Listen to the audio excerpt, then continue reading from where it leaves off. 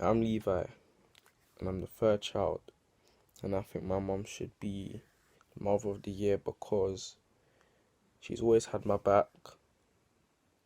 She's always been there with me through hard times, and she's been with me every step of the way throughout the whole of my life. Hey, you come in, let me get out of the way. Here you go. Clear that stuff outside and let Mum hold his hand.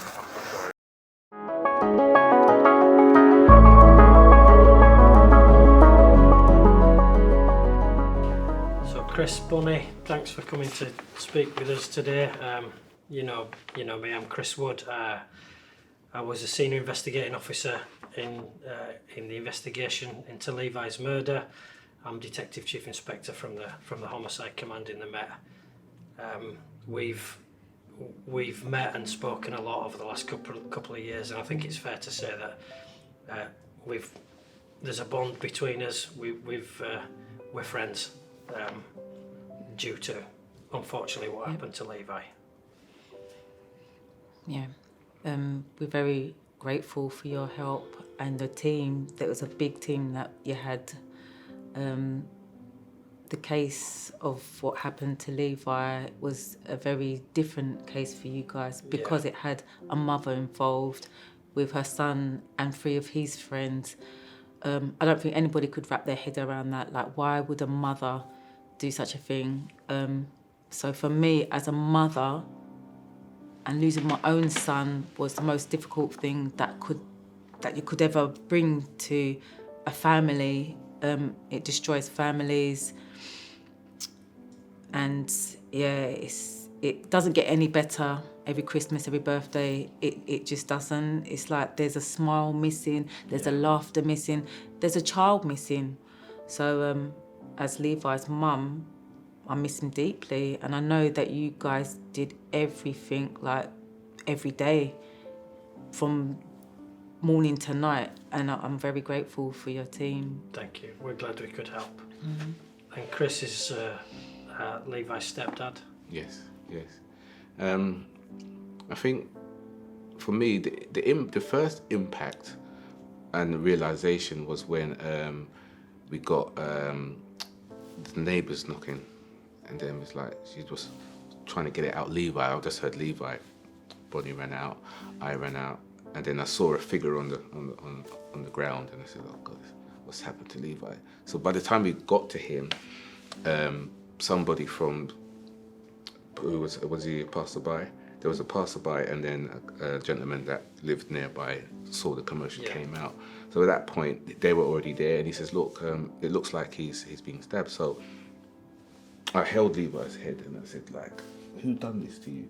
But I think at that point he's already gone, unfortunately, and it was like I just felt helpless. So this was the 10th of April, 2021. In the afternoon. Levi was out, gone out to meet a friend of his, been indoors up to that point. Yeah, so because of he's disabled on the right side of his body, where he had a road accident, and they even said that he shouldn't have survived that road accident, where he broke his ribs, punched both his lungs, broke his femoral bone, which is his thigh bone, broke his hip.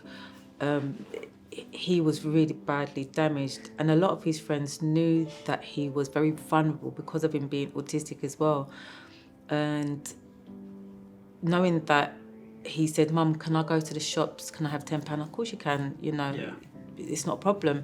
I gave him money in his account, and got the neighbour, as my husband said, Chris said, the neighbour came down and she was trying to get out what had happened, and I thought she was talking about her husband in a car crash, and I'm like, "What's wrong?" And then when she said "le," that's all she could say. She couldn't even say his name properly, and I just pushed past him. I ran out, literally in my slippers, ran down the road, which was, yards? Yeah, just a few yards away. Yards away from our doorstep, and I could see him on the floor with somebody pressing on his side, and they said, he's bled a lot. There was a lady there saying, "Are you Mum?" And I said, "Yeah." I just held him before Chris came down, and I said, "I'm proud of you, Levi, and I love you," because I knew that was it. Yeah. I knew that he had too much blood. Yeah. There's no way that he could have come from that situation. So Yeah, that was very, very, very hard to see. I think I went into a state of shock. Yeah, I can imagine. Because I'm a strong person, Yeah.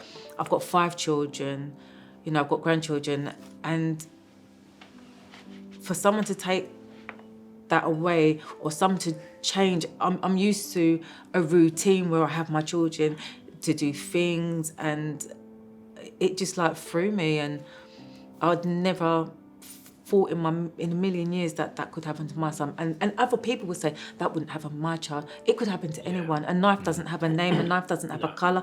A knife doesn't have a religion. It's a knife. Yeah. Children are using it like it's a toy. Yeah. It's not a toy. It can change the community. It changes families. It changes parents. It changes sisters and brothers. It just changes everything. A lot of people get affected by it, and these kids don't realise that it's not a game. You're not playing a computer game. This is life. This is real. Your life changed. Their life changed. Everybody's life changed. It has an effect on the police. Yeah. And I'm sure the police have to have counselling because of all the crimes that you have to deal with.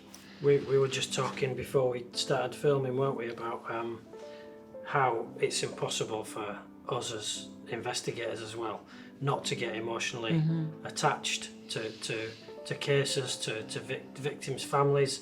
I think I said to you beforehand, I've investigated and led on a lot of murder investigations, and some families don't want to engage with us, which is fine. We'll still do everything we can to help them anyway. With you guys, I knew from the start that we were all on the same team. We were all out for the same objective, and it made things so much easier to have you on board with us going forward. I mean, we subsequently went through a 12-week trial together. All the ups and downs that the case had in it from start to finish.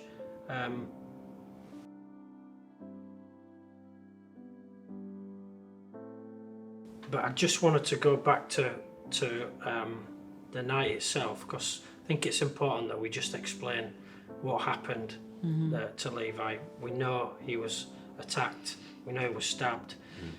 We know the people that did it now. He was out near your house, like you said. You lived in Sydenham at the time. So the two parties that had a problem with each other, Yeah. Levi knew them from babies. Levi knew them from school. So when you know someone throughout their whole life, when you hit teenager and they go to schools, everything changes. The whole brain, the whole emotions, everything changes for that child, a boy or a girl. And because some parents, they're not watching what their children are doing, they then become a different character in the environment of where they are. So for me, with Levi has always had a loving environment.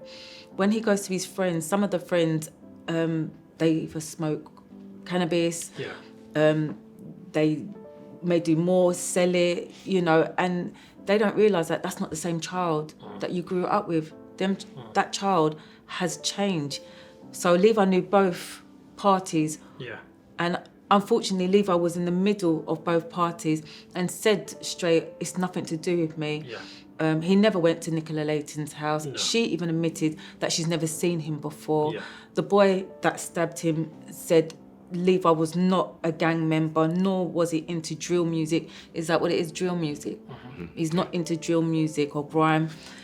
And he is a loved boy. He is a kind, considerate boy to any religion, any race. He doesn't have any kind of gender to what he should like or what he shouldn't like. He just liked everybody. And that's what made Levi very vulnerable that night or that evening where he was talking to one of the friends, and then obviously the other friends so the friends that he was talking to went to Nicola Layton's house, knocked on her house more than once, more than twice, and bothered the woman. I get that. She was bothered by it. But like the police or the operator said, call the police or wait for the police. But she didn't want to. She wanted to take it in her own hands. And unfortunately, my son was going to the shops or was with one of the boys going to the shops or going to the bus stop to go to one of the friend's house. And the mum pulls up near my house, which I didn't even realise that she was even outside, and jumped out with 4 boys wanting to get the boy that my son was with. Yeah. But he pulled out a knife. My son had his hands up to say, I'm not interested in this, like, it's not my problem. And Levi was running. Levi was running. And as you've already mentioned, he's vulnerable. He had a problem with his, so he's got a right foot leg. drop. So his right leg, the nerve, it has nerve damage in it where he has no control of the foot. It literally flopped. So he didn't even have his crutch that day, which I think if he did, he could have protected himself, but he didn't. And unfortunately, for the other member of that gang, saw that he was vulnerable and said, you know what? And most people that know about gangs, if it's a friend of yours, I'm going to take your friend out just to prove a point that, you know, we're bigger than you. Yeah. And not realising that you saying that you're bigger and you're making a point, where are you now? Yeah. You're serving a life. You're 21 years, 23 years. Yeah. One's doing 16, 17 years. How is that Yeah. resolving anything? Yeah. So Nicola Layton should never have brought them kids involved in it. For essentially banging on her door. earlier. They didn't in the threaten her evening. with a knife. They didn't threaten her. No. You know, it would be different if the 3 boys was like holding up a knife and trying Yeah, to kick her door in. They didn't even do that. No. And so when we first took the investigation on and we looked at obviously you know that we look at CCTV really quickly. We identified the vehicle that Nicola was using. I mean, it was registered to her, so it was easy for us to find that. So we then went and looked at the CCTV around her address, and as you know, and as we see on the documentary, very quickly it was evident that We kind of knew. she was part of it. We knew Yeah. her address Yeah. only because one of my sons was a postman, Yes, and he recognised it and then gave you guys. Hence why that's right. we worked together That's right. and we got these people. Even though it was a long trial in the Old Bailey's for 3 months, that was The actual process of identifying who was responsible was quite quick. I've certainly had more difficult cases to investigate when you're trying to find out who is responsible. But this way, in this investigation, should I say, we knew who was involved very quickly. In as much as Nicola Layton was involved and the vehicle that was used, it was then a matter of identifying the other people in her vehicle. And as you know, you'll have seen on the documentary and at court during the trial, those guys all had facial disguises on.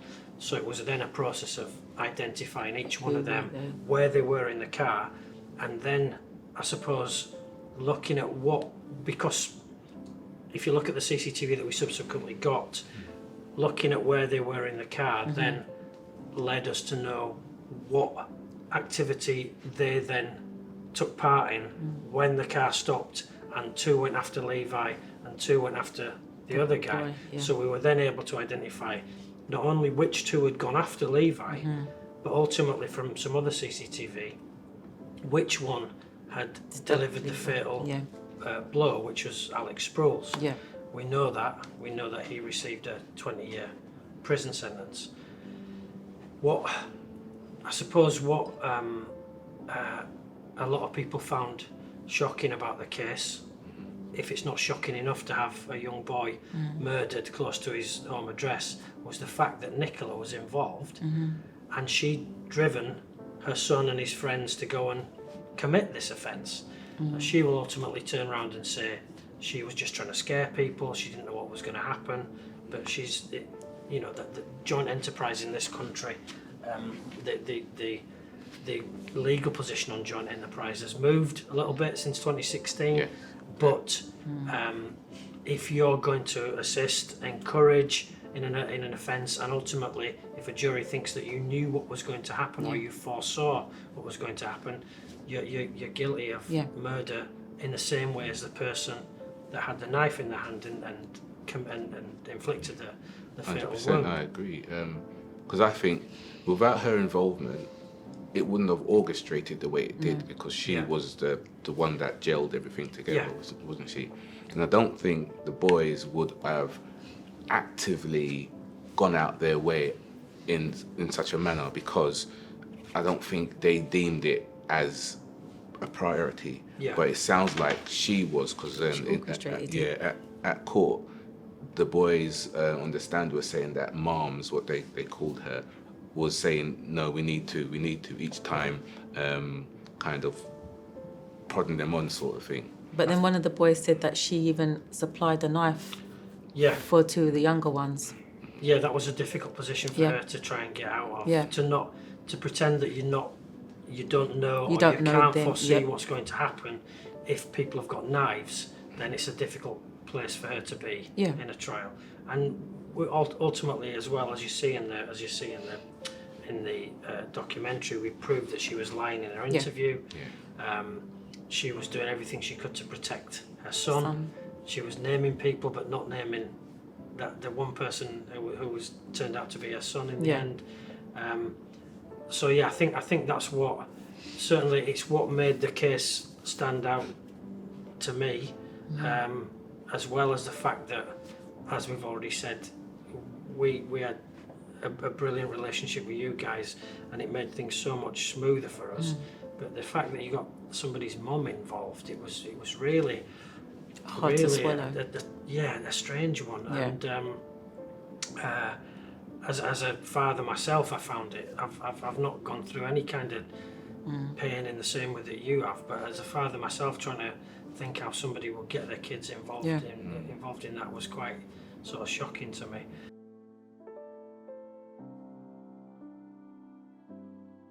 So, we've talked a lot about this in the past, but I just want you to tell me a little bit about Levi. I know quite a bit already, but for people who are listening to this, it'd be nice for you to tell me about Levi. Yeah. I'm always interested in hearing about how he was a bit of an amateur motorbike mechanic. Oh, his passion for motorbike or anything that roared when he was in the buggy, you would talk to him, and if he heard a motorbike, he literally switches off from the conversation, and his neck would be trying to look where the bike is, and he literally has a massive passion for bikes. He had no fear of getting on a bike. He was 2.5. I'd let him have his two-wheeler bike. I pushed him down the hill in the park, and that was it. He knew how to ride a bike at 2.5 years old, and I knew that he was different. Because he was quite forward speaking at a very early age, climbing things and jumping off things, to the other parents in the park be like, whose child is this? And I'll be like, yeah, it's my child. And, they have heart attacks just watching him. So I knew he was different, and I knew I had to do things differently with Levi. I did a lot of research with autism. At the time, they called his autism Asperger's and ADHD, which a lot of ADHD children, like Levi, they like daring things, thrilling things, and that was Levi, and he just had a big cheeky smile with it. He always used to make us laugh, and I wouldn't change Levi for who he is. Yeah. He was, as people would say, he was a special boy. And he was a very special, caring, loving boy that loved anybody. He'd love an ant and say, don't tread on them, that's God's creatures. Yeah. So that's how caring he was. And it's just really heartbreaking that someone took his life the way they did. And I've always thought they talk about people being in the wrong place at the wrong time, but that couldn't be any more correct than in Levi's case.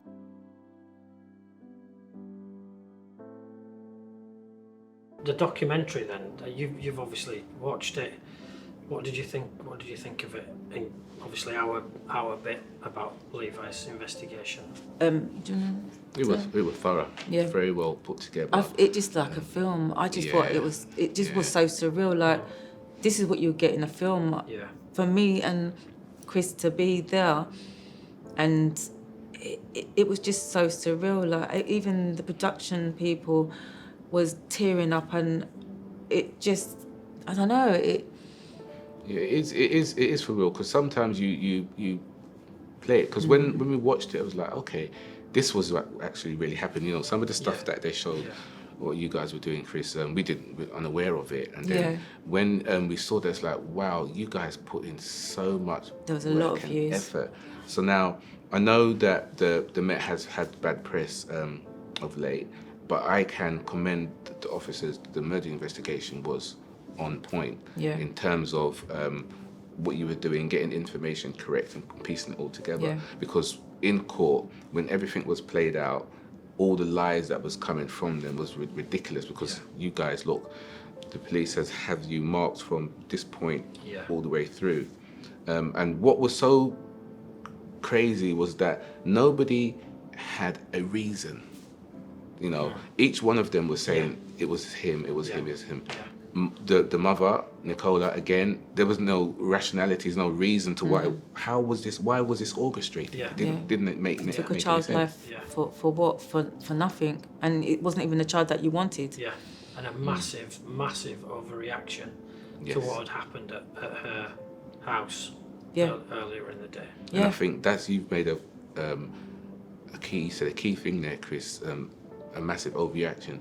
I think that a lot of things that have been happening with the young community is a lot of overreaction, and I think why is it happening? It's something to do with gauging emotional intelligence, because the children are overreacting. Yes, there is crime. Yes, there is knife crime. However, the crime began up here first. Okay, so it could have been a bottle, it could have been a brick. It seems as though, you know, the young people are choosing knives because of the availability, maybe because of something was trending, or it's more fashionable, you know. But the problem still is rooted back in the young person. And then when we look back again, we may seem like, hold on a second, it's not actually the young person, it's the adults around them, because this case proved that it was the adult that orchestrated all this. So that's why it stands out so much. I've seen it. Sorry, Chris, I cut you off. I've seen the documentary. We watched it as a team. As I said at the beginning, it's difficult for us to not be emotionally involved in cases when you're dealing with families who've lost loved ones. It's impossible. And when we watched it, you could have heard a pin drop in the office. It was quite impactful. I think I was saying to you before we started, I think we all look really tired. Yeah. We were all exhausted, and we look exhausted, rightly, because we were, but nobody wanted to stop. Yeah. Nobody wanted to go home until we'd achieved what we needed to achieve that day. The documentary, for its own time limitations, doesn't maybe quite capture the amount of work that went in. But obviously that's understandable in a program that can only be so long. But yeah, we wanted to do everything we could to get justice for Levi. One of the things that I was going to ask you was about, Chris has just touched on it, was about knife crime in general. In London, we know that it's gone high. It's off rising. Scale, really, isn't it? Let's be honest about it. Yeah. It's out of control.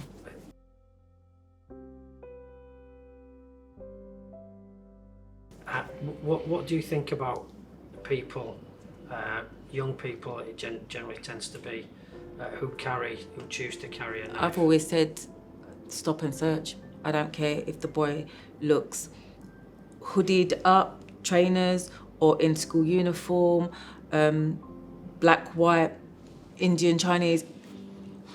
If they look suspicious, some of them don't look suspicious and they still carrying, and some of them are carrying because they're scared. Yeah. So it's a protection. That's something we hear a lot. And that's what you're going to hear. And there's some boys that are doing it to look macho, big, I'm the hard one. And then there's some of them that, majority of them are in gangs. And, we've seen only the other day with the young girl went to a private school and she tried to stop a situation and she got brutally killed as well. So for me, a lot of people, some just say 50-50, 50% of the people say, no, our boys shouldn't be stopped and searched. The reason when they're saying that is because it's not affected their family. Yeah. When it affects your family, then you're going to say something different. That's a whole different perspective that you're coming from. Yeah. Because you quite rightly believe people shouldn't be out there with knives down No. the trousers in London at all. But you, as you've said, Bonnie, there people, a lot of young people that we speak to say they are carrying it because they're scared or for self-defence. But obviously, in law, that's not a it's not a defence. No. So what I'll say to the community is always look and observe, but be mindful that the police may be right. Okay, and again, it's because of what's happened in the past in terms of community and police relation. It's not bonded, is it? No. It's still fragmented. So we need to now start to repair that. So when you do see officers going about doing their thing with correct intelligence, you can say, well, okay, fine, look, because we've seen it. I'm sure we've all seen it on social media where someone's complaining of somebody being stopped, and then all of a sudden a big long knife. Zombie knife comes out. You know, and look, there's the reason. So I think it's us adults now have to put things in perspective, haven't we? We need to say, okay, we need to look at things in a more cohesive way, and not try to be segregated. Meaning, we know that the police are a responsive unit. They respond just like the fire brigade. They respond to fire, but at the same time, we can be preventative as well. But it requires a collective effort. And that's what it's there for, Chris, is to try and be preventative. And I think all you can think is that each time we do see somebody on social media with a knife pulled out of their trousers, that's another potential murder that's being prevented. Because who knows what that person would have gone on to do that day. Exactly. I'm, as you know, I'm pretty close to retiring now, and I'm one thing that I won't miss is the paying attention to news reports every day of another person stabbed, and the amount of stabbings that go on in London that don't result in murders, that are just people injured, is they barely make the news anymore because it happens so much. It's a normal situation for London if you get stabbed, but if you're dying, then it goes on. So for me, going back to the children, I've always taught my kids, if you're somewhere, anywhere, and you're doing your normal day thing. My son went to a post office to go and put to collect a mail or whatever it was, and he got stopped by the police officers. And I've told my sons, if you get stopped by the police officers, tell them who you are, tell them what you did. If they don't believe you, phone or whatever. But don't fight and argue if they're trying to ask you questions. Because the quicker you answer your questions to them, the quicker you can come back home. But the more you resist, the more they're going to feel that it's suspicious. So parents need to actually talk to their kids and know how to conduct themselves when they have been approached by a police officer. And it will make it more easier and smoother for everybody. And I can't remember the first day when I came to your house. Do you remember that? A day after Levi was murdered, or I can still remember it vividly, and I remember the kids being toddlers, proper little toddlers, and it was such a sort of what's the word, contrast of emotions in the house, because you were understandably devastated, and we had to try and explain to you guys what we were doing and what had happened in the investigation up to that point. And the little ones were running round because they didn't know. And they were sort of playing with the toys, and you had to one of you had to sort of corral them upstairs. And it was such a difficult balancing act. They still don't know. No. And they were, the one's 8 and the other one's 6, and they ask, where's my brother, where's Levi, is he coming back home? And I said, no, he's not. So the youngest one, because they go to a Catholic school, they said, is he with Jesus and Mary and Joseph? And I said, yeah. Are they going to look after him? And I said, yeah. Well, will he come down for Christmas to come and say like Christmas? And I'm like, he can see you from up above, and then we'll go out at night time and we'll look up at the stars, and I say, which one do you think he is? So I have to keep on, you know, like I said, I have to have that smile on my face on the outside, but inside, you know, they tear me up. And my daughter would say, Mummy, are you going to cry? And I'm like, no. She said, but your eyes look got the tears. She says, I'll hug you, Mummy. And I was like, Yeah. okay, thank you. So it's really, really hard to express yourself in front of kids that have no idea. They think that he had a car accident or a bike accident because he was in hospital the last time. So they say, no, is it his leg, Mummy? And whatever they say, I just say, yes to. I don't want them to know. I just want them to know that he loved you and that, you know, he was the best brother that you could have had. And I think all of their brothers and sisters, they just got a really lovely bond with Levi, and it's very hard to even think about saying how your brother died. Certainly an unbelievably difficult decision for you to have to make, and a position for you to be in. I think I do agree with what you say, though, that we live in a world where ultimately I think curiosity will probably get the better of them as they get older and become teenagers themselves. And I suppose then, you know, you might have to think about, okay, do they want to hear what happened from me, or do they want, and Chris, or do they want to read about it online from a source that I don't trust or can't control? Well, even that, when they were going to school, the youngest one was she in nursery? Or was No, it reception? She was in reception, and when it happened, their school was fantastic. Yeah. They said, anything you need, we're there for you. So what I asked for, that was the most important thing for me, is that could you please tell the parents to tell their children if they know or if they discussed it, not to say anything to my children. I just want them to be as normal as possible, to have a normal, I don't want them to think, oh, is that person going to hurt me, or if I'm going to die. It's going to be very, very, very difficult to explain it. You know, even now, my older children, if there's something, either film or a cartoon, and it's something very touching, we do well up. You know, we do have a tear and we have a cry in there. And I know it's hard for my children to see me cry because they've never seen me cry. Like I said, I'm that strong one in the house and I don't cry. So for them to see me cry, it's quite overwhelming for them because I know that I'm hurting.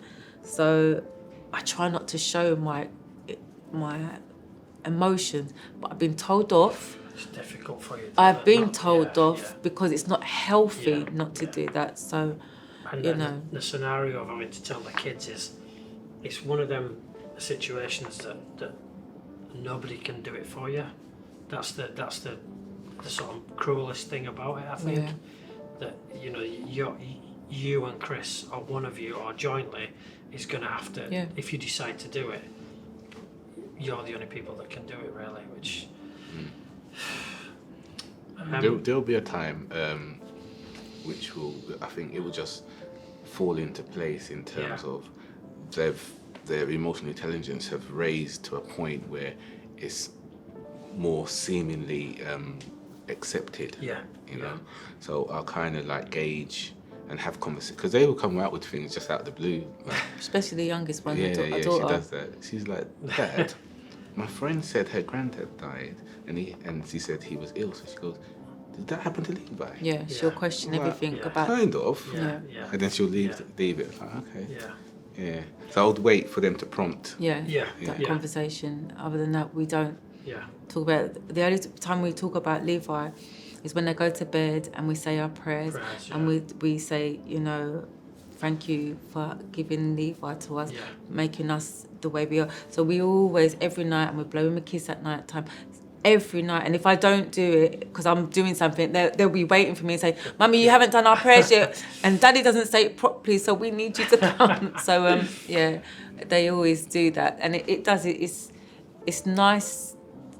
It's nice to know that I have still got a lot of love, and my kids have a lot of love, and we are a loving family. And you know that them people could never break that from us. They can't take that away from us, and we're not going to change who we are. We still will continue being loving family.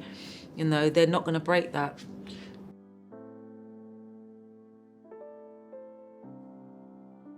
The documentary itself, as we've spoke about. You've seen it. We've seen it now, and I know it was difficult for you guys to agree to be filmed for it. It was quite difficult for us to be filmed and to be followed around like that as well. But I think there's got to be some good that comes out of that, and there's got to be a message that people watching it take from the program itself. What would you like people to? What message would you like people to take from watching the documentary?